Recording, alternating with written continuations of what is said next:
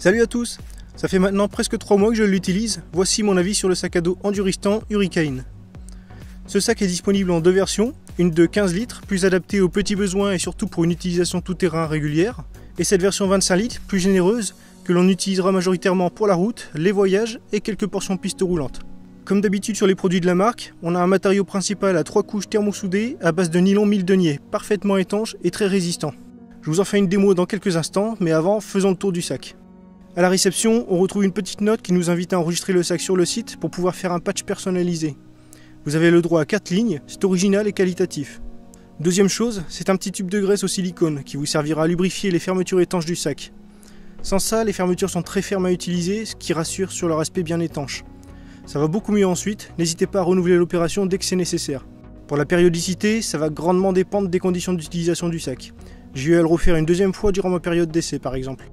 De l'extérieur, on distingue un filet extensible et juste derrière une poche qui sera totalement ventilée car elle n'est pas fermée.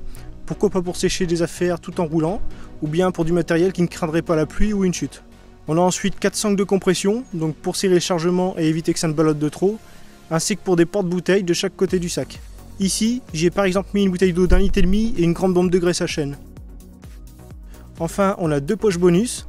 La première se situe à l'arrière du sac, côté bretelle, pour y ranger par exemple un gilet fluo en cas de détresse, une perche à selfie ou tout autre accessoire qu'on aimerait garder rapidement sous la main sans avoir à ouvrir le sac au complet.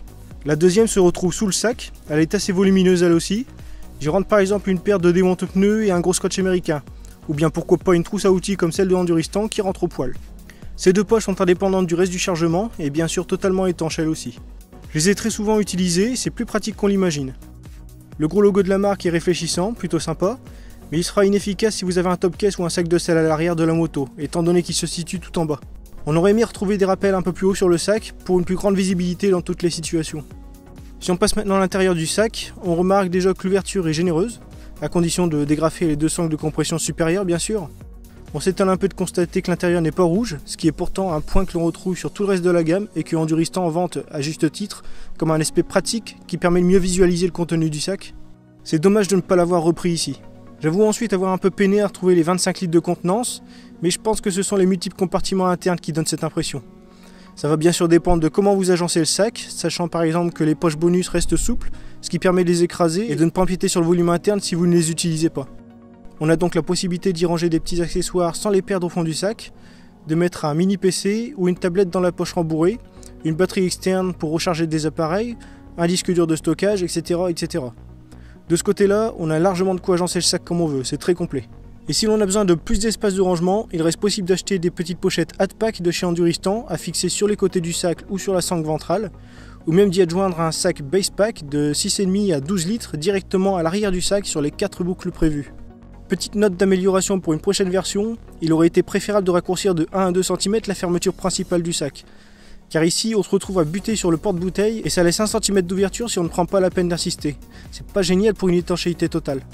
Passons maintenant à l'enfilage.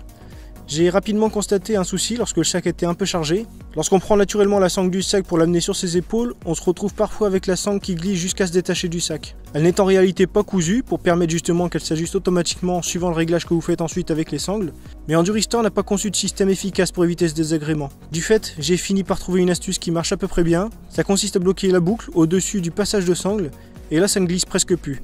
Ça fait un peu bidouillage et ce n'est pas parfait, j'ai trouvé ça très dommage. En comparaison, j'ai pu voir sur un autre sac moto qui reprend grosso modo le même principe de sangle amovible, qui n'avait pas du tout ce problème car la sangle d'épaule est divisée en plusieurs petites sections. Bref, à revoir.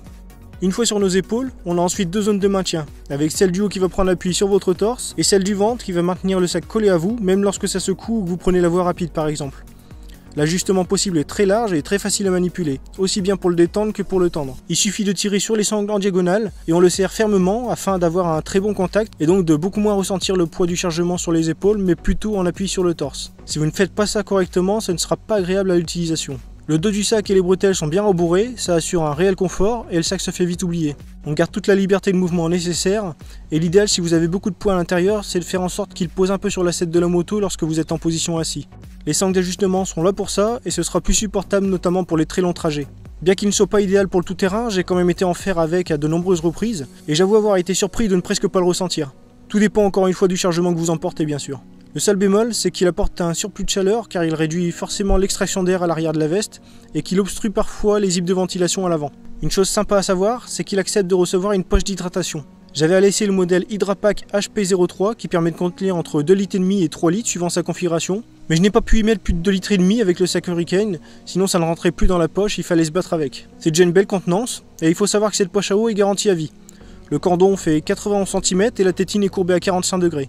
C'est très pratique lorsqu'on a un casque modulable, lorsqu'on fait des arrêts rapides, mais un peu galère avec la plupart des casques intégraux. C'est trop étroit pour la passer facilement, même si c'est faisable, on est d'accord. S'il fait chaud, les 2 premières gorgées d'eau seront un peu chaudes, mais ensuite toute l'eau reste bien fraîche. Et ça c'est un gros avantage par rapport à des bouteilles classiques que l'on rangerait sur les côtés du sac ou dans un top case, car elles prennent plus vite la chaleur ambiante. Par contre, à chaque fois que j'arrivais sur le dernier tiers de la poche à eau, j'avais un goût de plastique assez prononcé, surtout en fin de journée. Et ça ne s'est pas atténué avec le temps, donc à voir par la suite. Prenons maintenant un moment pour voir la résistance. Alors je fais pas ça avec n'importe quoi, mais connaissant les produits de la marque, je n'ai pas hésité à le martyriser avec insistance, avec un morceau de bois dans un premier temps, et avec un caillou ensuite. Les marques sont seulement de la saleté, ça disparaît après un coup de chiffon. C'est étonnant de voir comme ça résiste bien. Du coup, je me suis dit qu'il fallait en faire plus, et donc je me suis jeté de tout mon poids sur le sac, et sur un sol bien abrasif avec des cailloux incrustés. J'ai fait ça 2 fois d'affilée, et au final, je n'ai constaté que les petites rayures sur les boucles en plastique, mais aucun arrachement ni aucune marque particulière sur le reste du sac. C'est une belle satisfaction, et c'est ça aussi qui justifie son positionnement haut de gamme sur le marché. Son prix est de 170 € en version 15 litres, et ce modèle de 25 litres qui est vendu 190 € est compté 40 € pour la poche à eau si vous l'achetez séparément, mais il y a 10 € de rabais si vous la prenez en pack avec le sac. Au final, on a un produit qui est résolument étanche et particulièrement résistant, qui mérite son positionnement haut de gamme, et notamment ses nombreux espaces de rangement bien pratiques. Mais je regrette que quelques détails soient perfectibles à ce niveau de prix, comme avec le système de retenue des bretelles en particulier. Quoi qu'il en soit, c'est avec ce genre de produit que l'on peut partir serein sur un gros road trip, sans crainte de le déchiqueter au moindre accroc dans un chemin ou lors d'une chute, et c'est ça qui est important pour la durée de vie. C'est un réel investissement sur le long terme. Sur ce, je vous invite à me poser vos questions en commentaire si vous en avez, à retrouver l'article complet en cliquant sur le lien de la vignette qui s'affiche sur la vidéo ou sur le lien dans la description, et je vous dis à très bientôt pour un prochain test. Allez, salut tout le monde!